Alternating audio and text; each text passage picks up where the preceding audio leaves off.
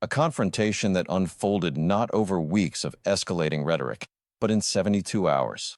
72 hours that shattered a fragile understanding between Washington and Tehran. 72 hours that forced Israel's defense establishment into its highest state of readiness since October. 72 hours that may have permanently closed the door on any remaining diplomatic channels between the United States and Iran. What Iranian President Pezeshkian did this week crossed a line that American diplomats had hoped would hold. And when that line broke, President Donald Trump did not hesitate. He responded with clarity, finality, and unprecedented severity. For 6 months now, there had been indicators, not official statements, not formal warnings, just indicators, that Pezeshkian was preparing something diplomatically aggressive. Pezeshkian has been confrontational, yes, but he has been calculated in his confrontation.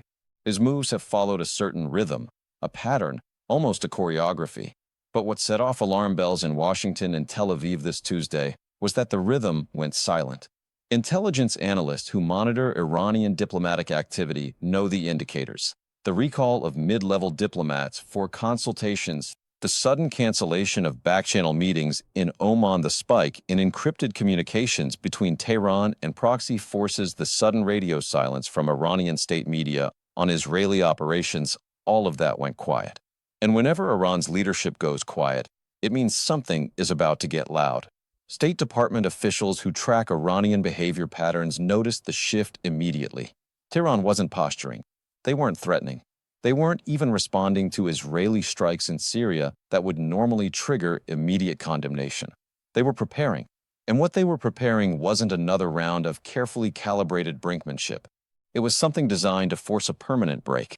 Early Thursday morning Eastern Time, State Department intelligence detected what they described as a coordinated diplomatic offensive, including the activation of Iranian diplomatic channels that had not been used operationally in over 3 years.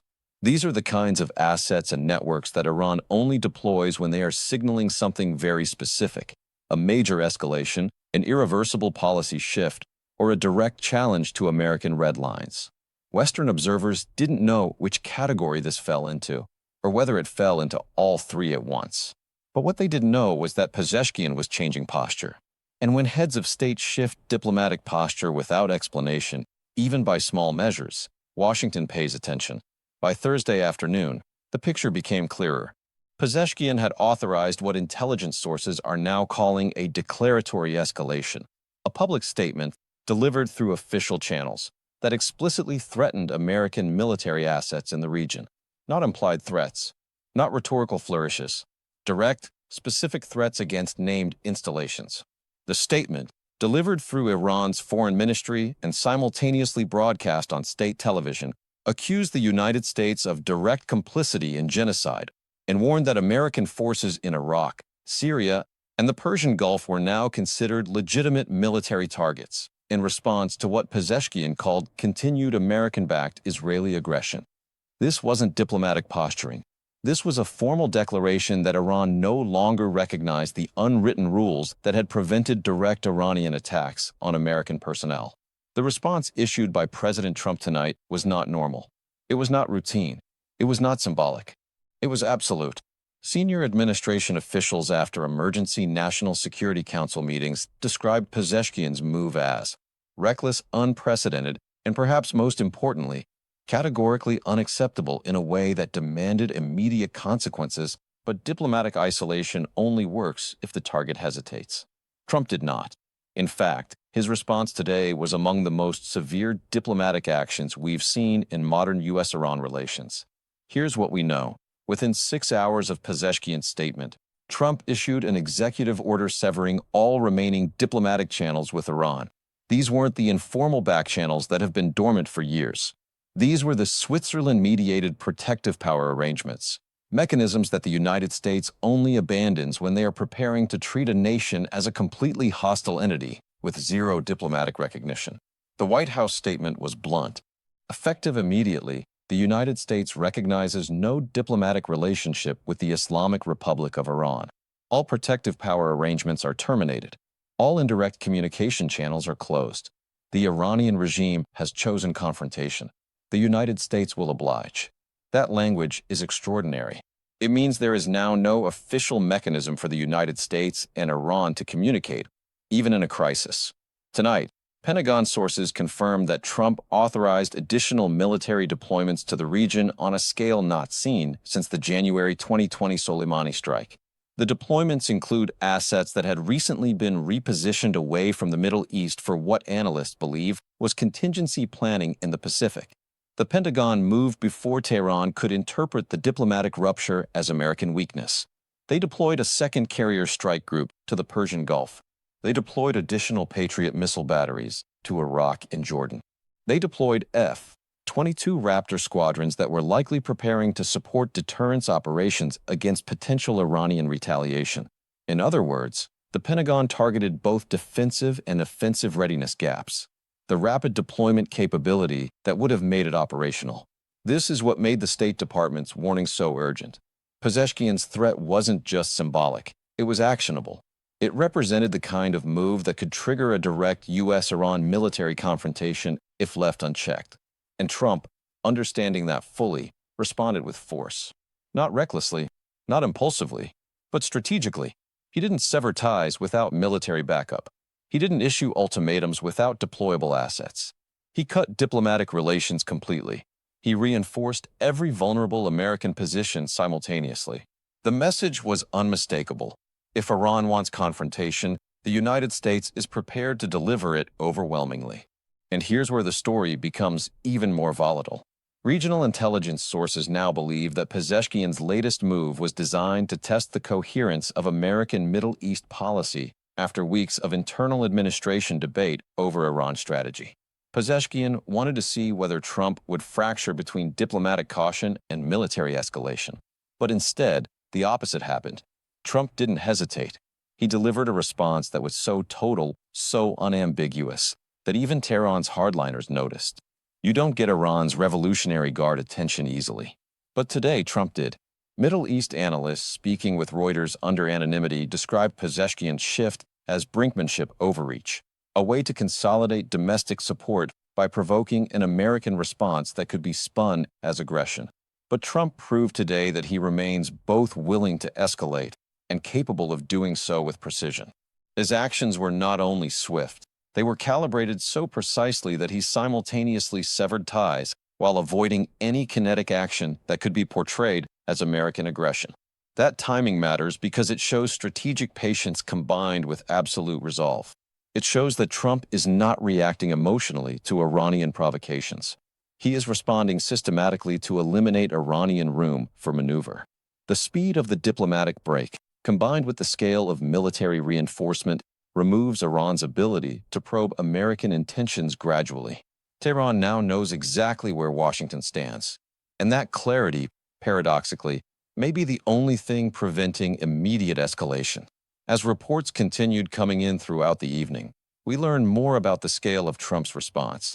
The State Department carried out a complete suspension of all third-party diplomatic messaging, forcing Iran into complete international isolation regarding U.S. communications. The Treasury Department targeted additional Iranian financial institutions that had been operating in gray areas under previous sanctions regimes in the last 18 months. U.S. Central Command operating from MacDill Air Force Base reportedly authorized forward positioning of strike assets used by rapid response forces to counter potential Iranian proxy attacks. This wasn't just diplomatic theater. This wasn't just symbolic posturing. This was total strategic realignment. This was the complete abandonment of the diplomatic engagement framework that has existed, however tenuously, since 1979. And total isolation is the one thing Iran has struggled to maintain coherent strategy against since the Trump administration's first term. For every asymmetric advantage they have developed, the United States has countered with something that eliminates Iran's diplomatic leverage. Tonight's moves represent the culmination of that approach. If Iran won't accept diplomatic constraints, they will face complete diplomatic non-existence. Remember, Pezeshkian thought his election represented a diplomatic opening. He thought his relatively moderate rhetoric would create space for renewed back-channel engagement. He thought Trump's second administration might be willing to negotiate from a position of mutual respect. But tonight, the exact opposite is happening. Pezeshkian's regime faces total American diplomatic rejection. His moderate positioning has been exposed as tactically irrelevant to hardline Revolutionary Guard policy. His presidency is now defined by the complete collapse of U.S.-Iran relations on his watch. This isn't what Tehran's moderate faction anticipated. This isn't what European allies hoped to facilitate. This is the scenario that Iran hawks in Washington have advocated for years. Complete separation, complete clarity, complete containment. What makes this moment so dangerous and so consequential is that Pezeshkian's latest move happened at a time when he is under extraordinary domestic pressure. Conservative hardliners want complete confrontation with the United States and Israel. Moderate reformists want economic relief through sanctions relief. The Revolutionary Guard wants freedom to operate against Israeli targets without constraint. The Iranian public wants economic stability and diplomatic normalization. Pezeshkian is balancing these demands while managing a collapsing currency and widespread domestic unrest. And when leaders in that position make sudden moves, they're not doing it from strength. They're doing it from pressure. They're doing it from vulnerability. They're trying to unite fractured domestic constituencies through external confrontation. But that strategy only works if the external adversary provides a useful enemy narrative. Trump refused to play that role. Instead of responding with rhetoric that Pezeshkian could use domestically, Trump responded with quiet, total, irreversible consequences that denies Tehran the propaganda victory they were seeking. The White House statement, now distributed through all official diplomatic channels to regional allies, was designed to signal that the United States is not willing to accept direct threats to American personnel as a negotiating tactic. National Security Council officials said plainly that Pezeshkian's declaration was inconsistent with any nation seeking diplomatic relations with the United States. That is diplomatic language for, you threatened to kill Americans. There are permanent consequences for that. You don't usually hear that tone from the State Department unless something serious is at stake. The formality of the language, the speed of the response, and the totality of the diplomatic severance all indicate that this decision was made at the highest levels with full awareness of the implications. This isn't a negotiating position. This isn't a pressure tactic. This is a permanent policy shift unless Iran fundamentally changes course. Meanwhile, Israel's Prime Minister Benjamin Netanyahu addressed the Knesset in a brief, carefully worded speech tonight. He said, Israel notes the clarity of America's position regarding Iranian threats to U.S. forces.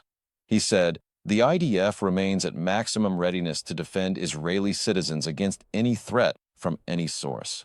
And he said, we coordinate closely with our American allies, and we are prepared for any scenario. These are not rhetorical flourishes.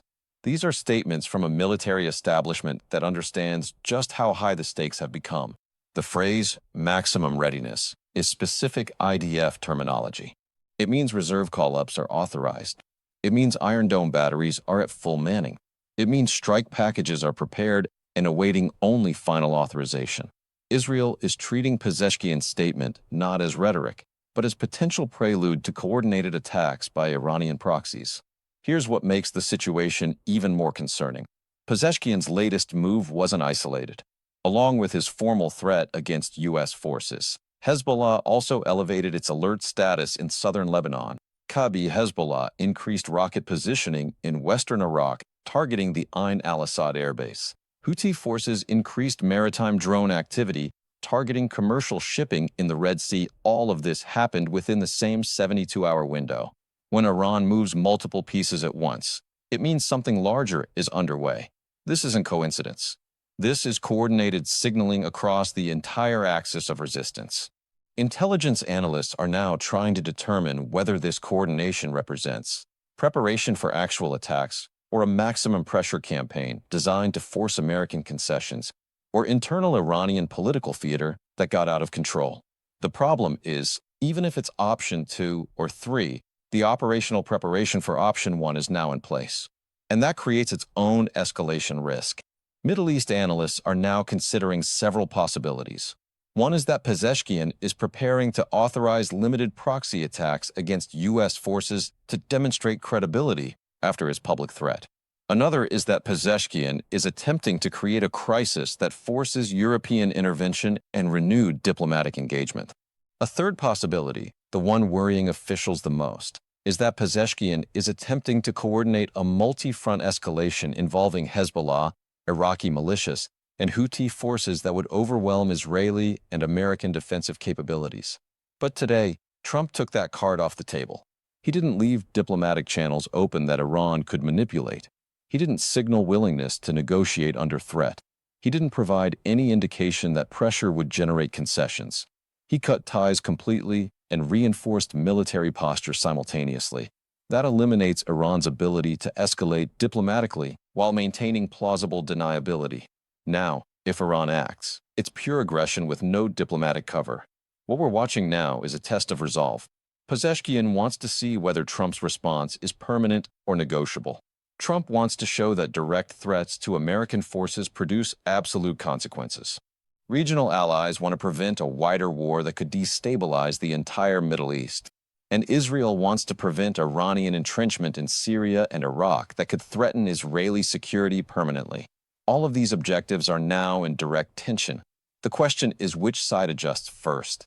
Does Iran back down from its threat, essentially admitting the statement was empty rhetoric? Or does Iran follow through with proxy attacks, triggering American retaliation that could spiral into direct conflict? Or does some third party, perhaps Qatar, Oman, or even Russia, create a face-saving off-ramp that neither Washington nor Tehran can create themselves? Tonight, we've heard from intelligence sources who are now monitoring Iranian diplomatic activity globally. They say Iran has reached out to Russian and Chinese diplomats seeking support for a UN Security Council resolution condemning American aggression. They say Iran has activated financial contingency plans designed to sustain government operations under complete international isolation. And they say Pezeshkian's decision to issue direct threats is likely part of a broader strategy intended to force a crisis before Trump can fully implement his maximum pressure 2.0 policy. But Trump is not delaying. In fact, Trump is accelerating. His response today, immediate, total, and irreversible, sent a message to Pezeshkian that threats produce consequences, not negotiations. And it sent a message to regional allies that America's security commitments remain absolute regardless of Iranian provocations. The speed matters, the totality matters, and the military reinforcement matters. All three together communicate that this administration has decided containment through isolation is preferable to engagement under threat. As the next 48 hours unfold, we expect more details to emerge about what exactly Pezeshkian hoped to achieve. But what we do know is that Trump's response was decisive. It eliminated ambiguity about American intentions. It reinforced military deterrence against potential Iranian escalation. And it placed the burden of de-escalation entirely on Tehran. What happens next will depend on what Iran does in the next week. If they quietly back away from their threat, this moment will be remembered as the peak of Pezeshkian's failed brinkmanship strategy. If they follow through with attacks, Trump and the Pentagon have already shown they are postured for overwhelming retaliation. They have shown they are ready to respond. They have shown they are willing to accept the risks of confrontation rather than negotiate under threat. And tonight, for the first time in months, Tehran appears to be recalculating. Iranian state media is quiet, too quiet. And when Iran's propaganda apparatus is quiet, it means they are assessing. It means they are choosing their next move carefully. Because tonight, Pezeshkian learned something his predecessors learned repeatedly. Direct threats against American forces produce absolute consequences. Diplomatic brinkmanship with this administration produces isolation, not engagement. And the United States, when forced to choose between dangerous ambiguity and dangerous clarity, will choose clarity every time. This story is far from over. But tonight, one thing is clear. The diplomatic framework that has governed U.S.-Iran relations for decades is gone. The constraints that prevented direct confrontation are removed. And both nations are now operating without the safety net of back-channel communication that has prevented catastrophic miscalculation for over 40 years. The next move belongs to Tehran, and we will be here, watching every detail as the next phase unfolds.